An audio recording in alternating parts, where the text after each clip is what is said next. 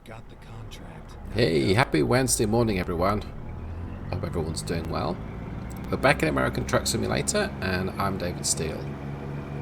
And in today's drive, we're going to be doing a blatant show-off of the Cummins X12. That's an engine you can get in the Steel Productions engine pack, which is available on the Steam Workshop, and I'll put a link in the description below. It uses stock sound, so no Z mods here. You can add that using the open definition if you so wish to, but I'm not going to use it here. And we are taking a fairly normal cargo in a fairly basic fleet spec Kenworth today. This is a T680. It's the sleeper, the medium height one. It's not the tall version. It's got the X12 under the hood and an overdrive 10-speed transmission. There we go. We've got the steel wheels, the plastic side skirts and bumpers and mirrors. The chrome ones on the front. Just imagine that's plasticky chrome stuff. It's a fairly basic truck, and that's half the point of it. You've got the whole dead skin grey thing going on there, but no, that's actually kind of charming. It's part of its charm. Alright, let's give it a quick tug test. So, trigger my... Oh, looks like we're not going anywhere. Wait, did I leave the parking brake on? Let's check. No? Oh, I'm in neutral. That'll be why then. Okay, so trailer brake again, not engine brake. Yep, looks like we're hooked up. And let's get on the move. So, using the Cummins X12, as I've just said, this is... well, it's not the most exciting engine, let's just say. But it's not meant to be. And it is exciting to some people, just generally speaking, not to the trucker. But it's not meant to be. This is the X12 Efficiency 410 ST.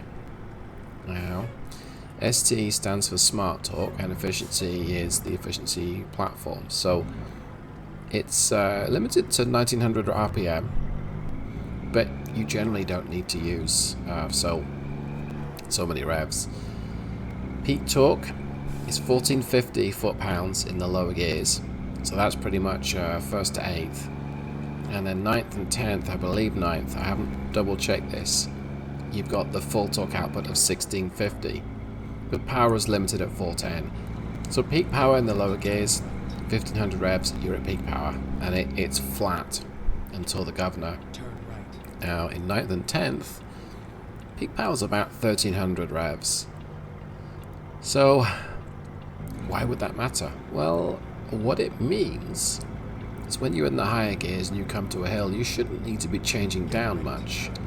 As you change down, traditionally you might generate more power, but not in this case. Now, that map looks a little interesting. I'm just going to check. See, I'll look at my GPS on the dashboard. It shows... Oh, I think I know what that is. Let's just check that. Yeah, okay.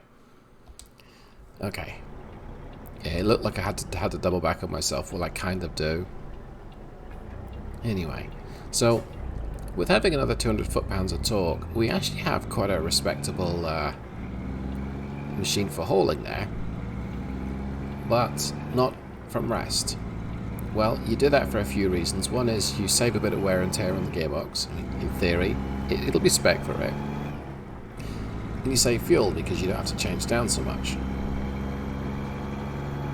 And I've got to say, it works. It works really well. You can minimize engine revs very nicely with this this kind of engine if you've got the right transmission.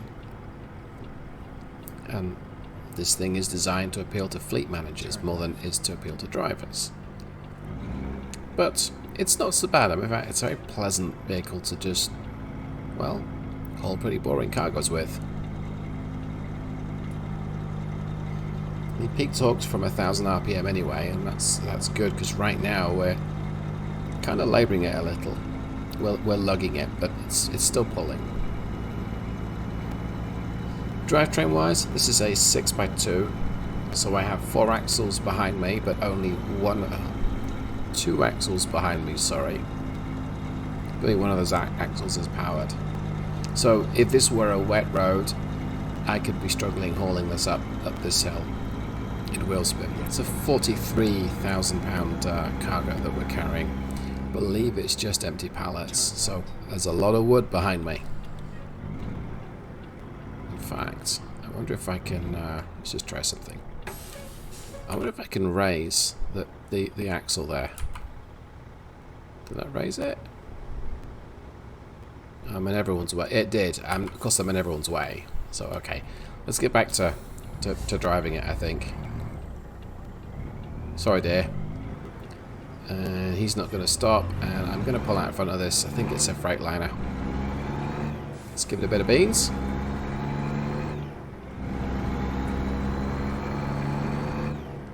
So I've programmed it to change gear at 1500 revs, give or take, and that's what it's going to do. And it's pulling just fine.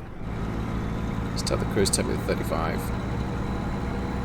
To our right is the Walbert, where we've just been Walbert. In fact, there's another wagon bringing some hay there. That's interesting. Oh, no, I lied. It's on a different road. So now it's using higher revs because we're going that little bit quicker going up a hill. Let's see if I can force it to change up. There we go.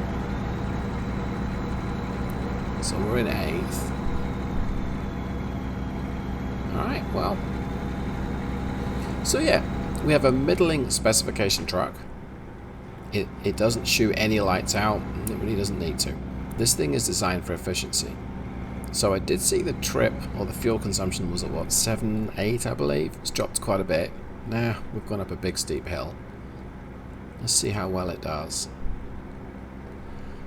So yeah. Bit of a showcase for this this engine. It's a more modest engine. Let's see if I can steer without crashing in this view. And I can, so far. It's not confusing at all. Wow. I've yet to crash. Okay, enough of that though. Getting close to that curb. Now the Kenworth doesn't have an instantaneous fuel consumption instrument or display on the dashboard, so I'm not going to know what my consumption is until I get there. Looks like my automatic engine brakes turned on. Okay. We probably shouldn't do that in the city, but it'll be fine. It's going to ease off completely. Switch to my wheel camera. Oh, stay right a little bit. Yeah. Bit of service brake here. Go straight. Probably a bit too much there, but that's okay. Just gonna let it coast up to the lights right now. So I should see reasonable economy from this. Define reasonable, well, let me see. 240 miles. I'll do most of this cruising, I hope. I'm going to hope for somewhere over 7. And ideally that little bit higher. Just jump back in the cabin. But I also don't want to just kind of like... I want to drive to the speed limit. Or my limiter, which is 65. Not going to hobble everywhere at 55. And that's not really hobbling, but I know what I mean. That's kind of cheating. This is a shortcut I could take through the bus stop. No, probably not. Turn right. Okay. I've not been in this part of the world for a while. So I've got just over half a tank. I don't need to stop for fuel. I wonder if the trip shows me what my range is. I don't know that it does on the Kenworth, so I'll have a look. Those are my temperatures. Okay, it does. 1,000 miles. Yeah, I really don't need to get fuel. Get this thing up to 35 now. So I know that this route is twisty and hilly and it's full of gradients, and that's going to hurt consumption because you don't make out on the way down what you spend on the way up. There's friction to blame for that. I'm not going to get into 9, so I can't benefit from all that torque. Oh well. We'll lug it up the hill at 1100 revs, and it's kind of okay with that. It's picking up speed. Let's tell it to do 55. So at the game, it's Wednesday morning, 10 a.m. or just coming up to 10 a.m. Okay, so you see now I've got extra torque, and it's helping. Yeah, it's not going to shift up into top gear. Okay, I'll do it for it. There we go. You're exceeding the speed limits. Yeah, I don't want to speed. Right. Let's force it to go in top again. Yeah, that's it's a compromise you have to make with such tall gearing, is even though the engine will lug along at 1,000 revs, you may have to just encourage it. But this thing will happily cruise at 65 with no issues. Okay. Quick drive-by view again. Let's see what we've got. Okay, a swerve across the road view. Oops. Oh, well, that's enough of that, I think. So let's just take a look at the map. Head towards Salem, I think. Where am I going to? Olympia. Okay. So I mean, at these kind of speeds, it really should be sipping fuel. In fact, it is sipping fuel. There's no really about it. Still at 7.4, but that's okay. It's just you come to an uphill gradient and it will chew through it. Did I drop the rear axle? The trailer axle? I did. Okay. With it being a 43,000 pound cargo, I'm not going to raise it. Let's just keep it as it stands. And I was tempted to go with a mid-lift truck and just raise the middle axle when I didn't need it, but decided I don't need to be quite so well, it's not really cheating, but you benefit mileage wise if you raise those wheels. You do, however, lose a bit of stability. I mean, these trucks, none of these trucks are really handling monsters, but the mid-lift is most definitely a lot more swervy, a lot more top-heavy. Go straight. I'm still speeding. Slow down. Yeah, I'm slowing down. Okay, do I turn left up here? Yes, I do. I don't know whether it's one of these cloverleaf style junctions where you gotta like turn right off the road and go all the way round. Okay. What have I got? 180 miles.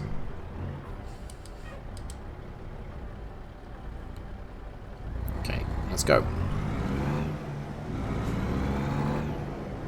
So skipping gears, which is nice. That's always good to see. And hopefully I can do 65 once I'm on this highway.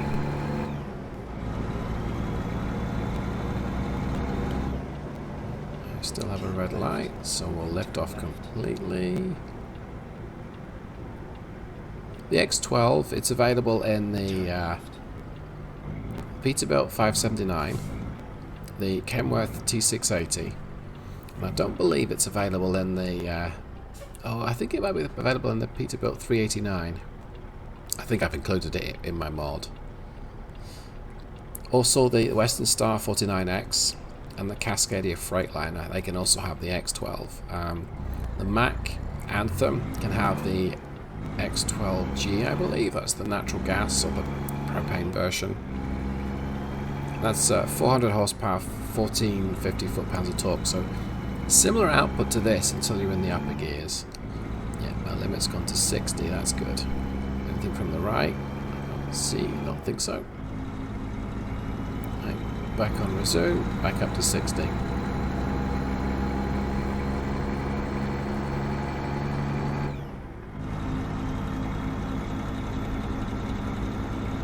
So this is an automated Eaton transmission that is not the quickest to change. So it's probably quite accurate for fleet purposes. So let's see, where does it change up? There we go, about 1400 revs. economy dropped to 7.3 overall, but that should start to tick up. I'm going down a hill now. I didn't need to stretch it out to 60, but put it down to 55 anyway. Right, well, I'm going to let everyone benefit from editing out this bit, so I'm probably going to just cut away at some point now. Yeah, now will do. I'll be back in a jiffy. Welcome back. Just a few seconds for you, if anything, and a bit of distance for me. So let's see. I slowed down to 55 because this truck and this red car in front of us were both doing 55, and now they've sped up. So thanks for that. But I'm about 15 miles away. Let's take a look. 14 miles, yeah, from my destination. So I'll be leaving the freeway very soon. No point in accelerating at this point. My driver's been yawning for just a few minutes. But, that's fair enough. And so there, look at the trip computer's gone back up to 7.7 because this thing just loves cruising. Small engine, low revs. What's not to like? Well, engine braking's not as good as some of the other trucks or engines I've played around with. Please stay green. Oh well. Yeah, so engine braking is not as strong as some of the other engines I've played around with. And that's probably an engine rev setting. I think the MX-11 will go up to 2100 RPM. So I'll often shift down 2 gears, and this engine, 1900, and I've told it not to exceed that under braking. So, that kind of figures. Is it Argo yet? How about now? Can we go yet?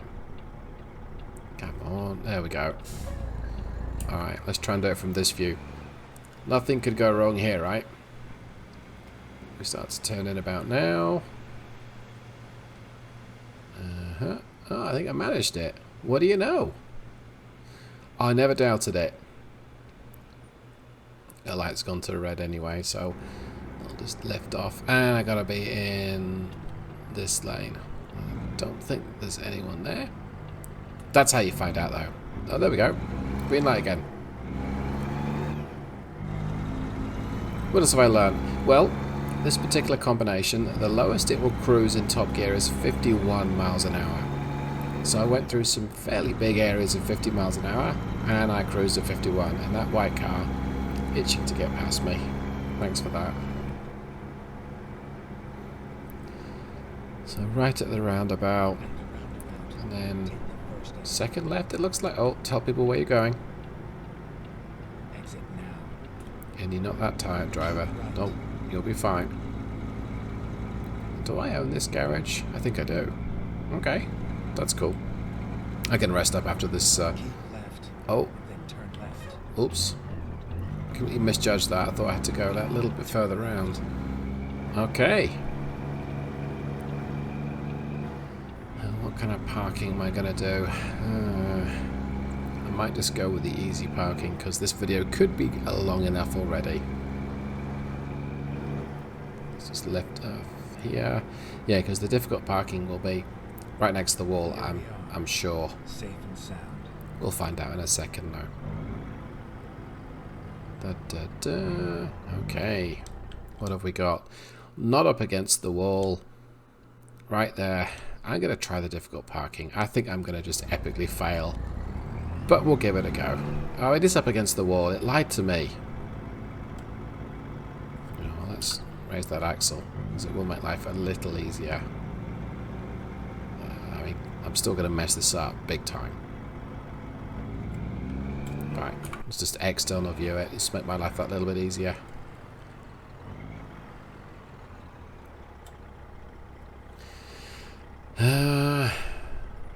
Alright, so let's see if I can do it here. I've got to go this way. No, oh, I messed it up completely already. I have. Great. My lefts and my rights mixed up. Way to go, David. I mean, I can see it's obvious now, but I couldn't at the time. Okay. Wiggle that thing round. Do it in a hurry, because we've got some time pressure here. Completely mess it up, and let's see if I can cheat. Nope, not yet. Let's try that again. I might still be able to get... No, I don't think so. I